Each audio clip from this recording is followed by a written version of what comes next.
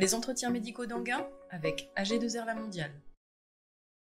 Bonjour, nous sommes de retour en direct sur le plateau des entretiens médicaux d'Anguin.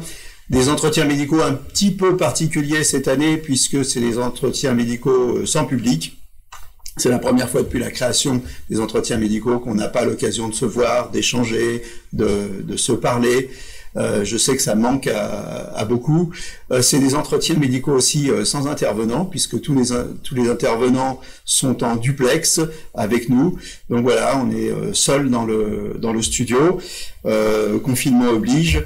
C'est l'époque qui veut ça, mais c'était la seule décision à prendre cette année pour se retrouver pour ces entretiens médicaux qui sont consacrés à la Covid. Alors, ces entretiens médicaux, ils sont retransmis en direct, mais c'est pas une émission de télé. Et les gens que vous voyez se succéder aux entretiens médicaux d'Anguin, vous les avez vus souvent dans des émissions de télé, mais là, ils vont pas venir faire une émission, ils vont venir faire une communication scientifique. Donc ces entretiens médicaux d'Anguin, c'est pas une émission de télé, c'est un vrai congrès, comme on vous propose chaque année.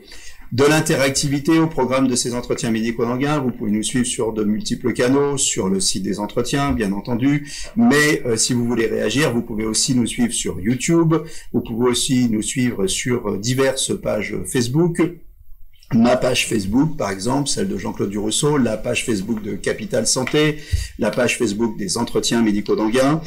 Vous pouvez aussi nous retrouver sur le site du Conseil départemental du Val d'Oise qui est partenaire des entretiens médicaux d'Anguin et bien évidemment sur le site de la ville. Au programme de la journée, surveillance, dépistage, immunité, c'est le titre de la première session. Ensuite, Covid, est-on prêt? Deuxième session, des invités prestigieux, dont Martin Blachier qui nous a déjà rejoint et qui est en ligne avec nous. Martin Blachier, bonjour, vous êtes docteur spécialiste de santé publique, épidémiologiste. Différents types de tests et outils de dépistage, utilité et fiabilité, c'est le titre de votre intervention. Je vous donne la parole pour une quinzaine de minutes. Absolument.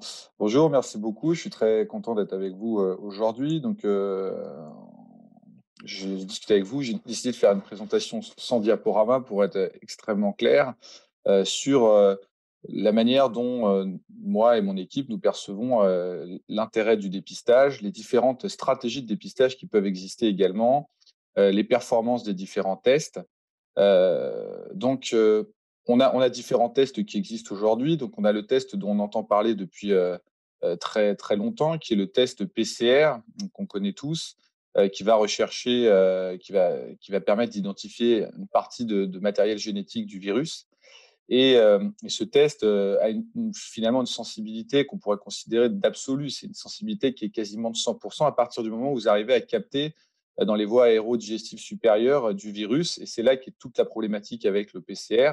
C'est qu'avec l'écouvillon nasopharyngé, vous devez être en capacité de trouver un bout de virus à partir du moment où vous l'avez attrapé et que les cycles d'amplification sont faits avec la PCR.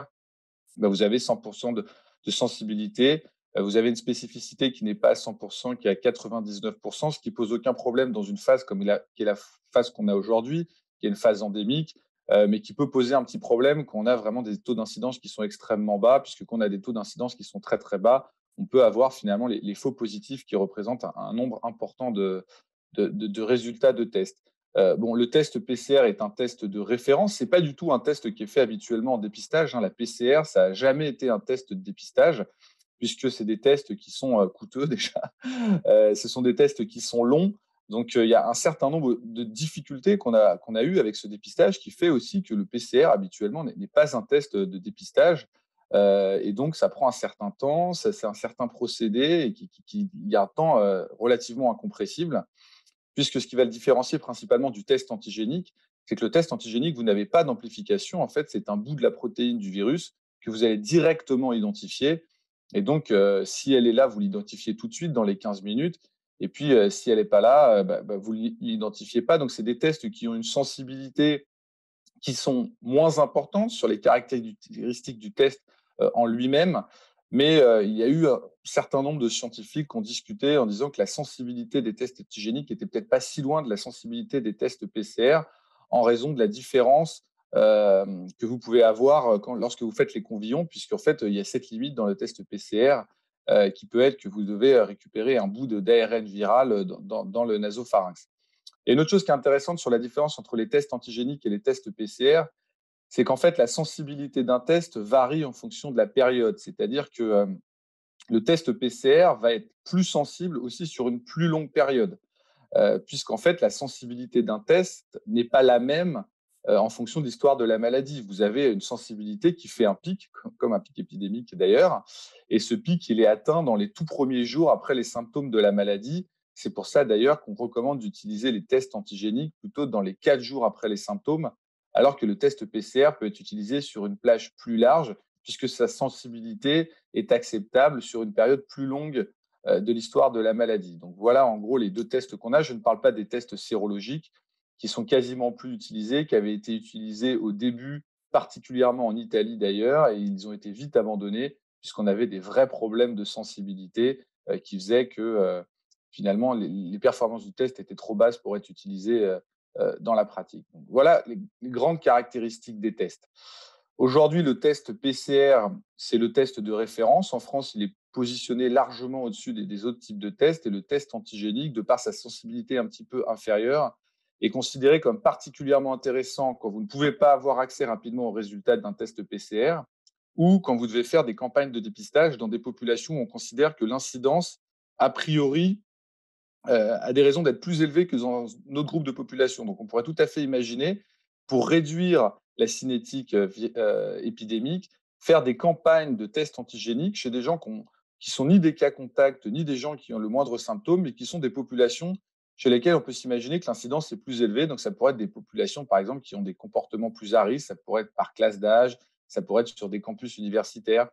Et donc, comme on sait que les vagues épidémiques naissent chez ces populations jeunes, de faire des campagnes de dépistage ciblées sur ces populations-là permettrait d'identifier des personnes qui portent le virus et qui seraient potentiellement contaminatrices et de tout de suite les isoler de façon à réduire finalement ces levées de vagues qui se font dans ces populations de super contaminateurs. Ça, je trouve ça particulièrement intéressant comme utilisation des tests antigéniques.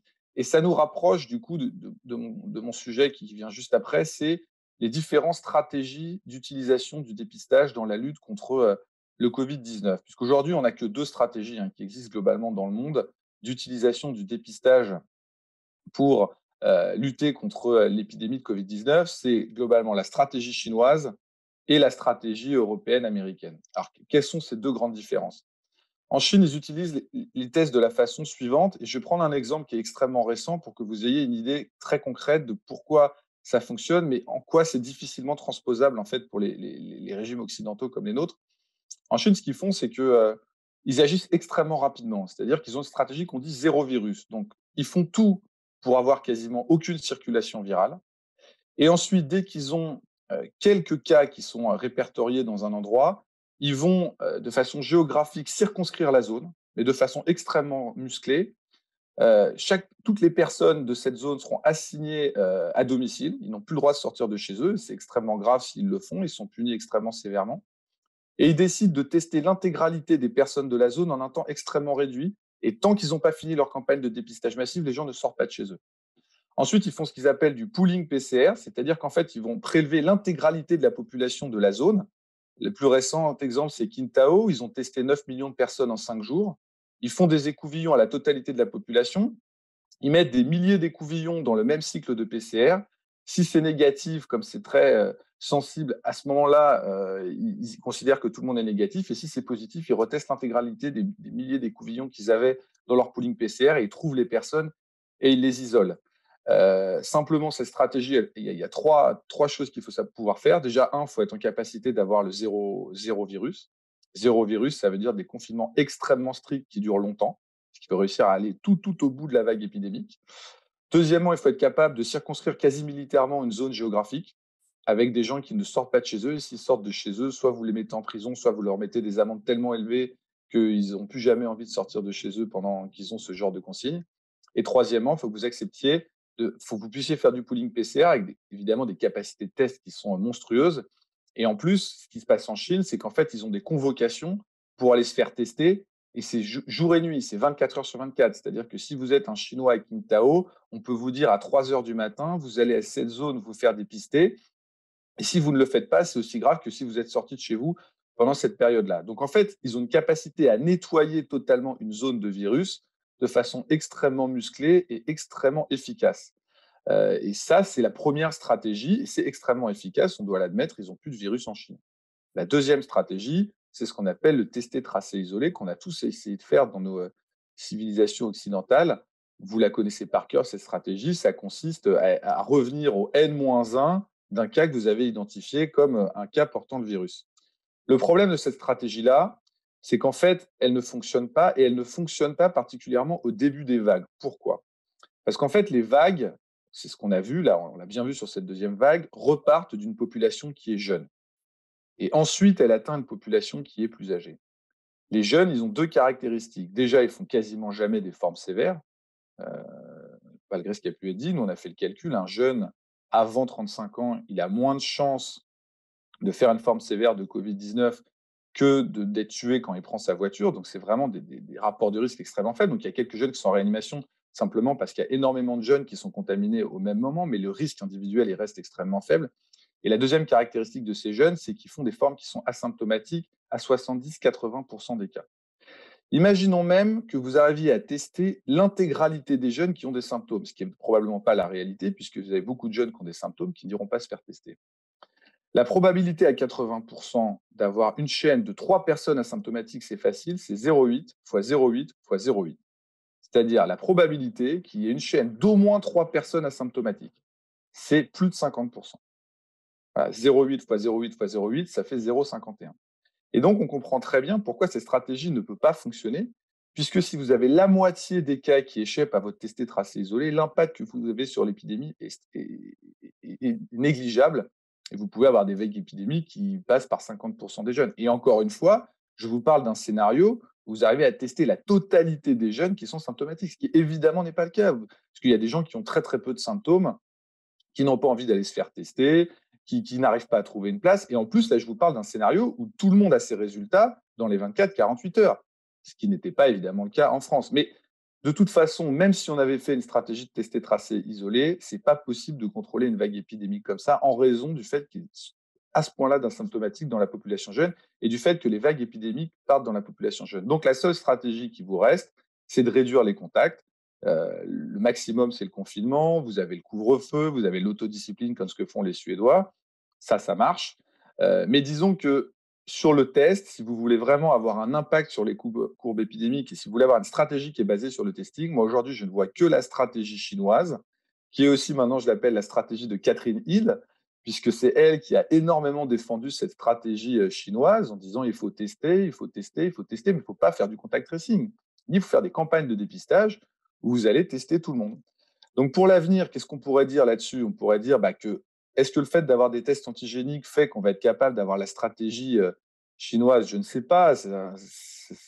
Non seulement ça permet, il faut pouvoir tester les gens très vite et les obliger à se faire tester dans une zone, mais ça demande aussi tout un tas de… Pour moi, c'est culturel. Donc je pense que culturellement, on serait incapable de faire cette stratégie-là. Alors, il y aurait un entre-deux qui serait intéressant, qui serait ce qui est proposé par l'HAS, d'ailleurs, quand elle a parlé des tests antigéniques, c'est de choisir des populations qui sont des populations où on sait que le risque de cluster, parce qu'ils ont des comportements sociables particulièrement importants, est élevé. Et on pourrait imaginer, par exemple, de tester les gens dans les universités, de tester certains groupes de population de façon intensive par test antigénique. Encore une fois, il faudrait qu'ils acceptent de le faire, il faudrait qu'ils le fassent tous, parce qu'en plus, ces stratégies fonctionnent. La stratégie zéro virus, par définition, elle fonctionne si tout le monde le fait. Donc, je pense que c'est quelque chose qui nous permettrait de lutter contre l'épidémie. Mais moi, vraiment, mon message là-dessus, c'est que l'immense erreur qui pourrait être faite, c'est de considérer que quand on va sortir du confinement dans lequel on vient de rentrer, on puisse simplement s'appuyer sur une stratégie de dépistage. Et c'est ce qui a été dit, et vraiment, je le regrette, parce que c'est mentir aux gens.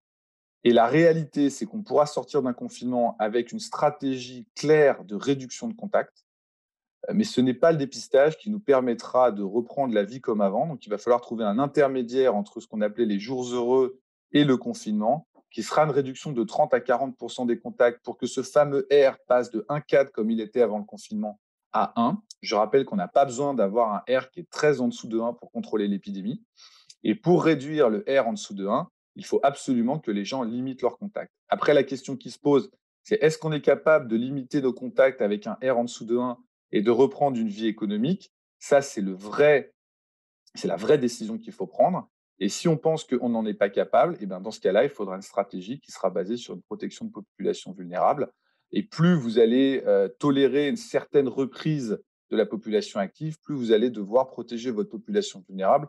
Pour moi, c'est un petit peu l'équilibre tel qu'il est fait comme ça. Mais à mon avis, le dépistage ne rentre même pas finalement dans le débat des décisions qu'on doit prendre aujourd'hui. C'est plutôt des arbitrages en termes de réduction des contacts entre population active et population vulnérable. Et vraiment, ne refaisons pas l'erreur de nous déconfiner en nous basant sur le contact tracing, puisque mécanistiquement et en termes d'expérience, ça ne marche pas. Il n'y a aucun pays occidental qui a réussi à contrôler une reprise épidémique avec du contact tracing, on le sait maintenant. Le miracle suédois est un miracle de réduction de contact, maintenant on le sait également. Et les modèles aussi asiatiques, moi, je pense qu'ils sont basés sur une réduction des contacts. Donc voilà ce que je peux dire aujourd'hui sur les stratégies de dépistage et le faible espoir que j'ai dans la capacité de reprendre une vie normale uniquement basée sur un contrôle de l'épidémie par un contact tracing. Je crois que...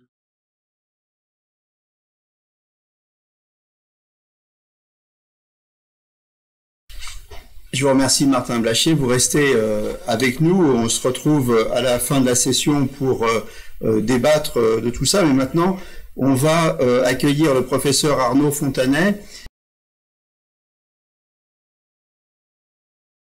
Les entretiens médicaux d'Anguin avec AG2R La Mondiale.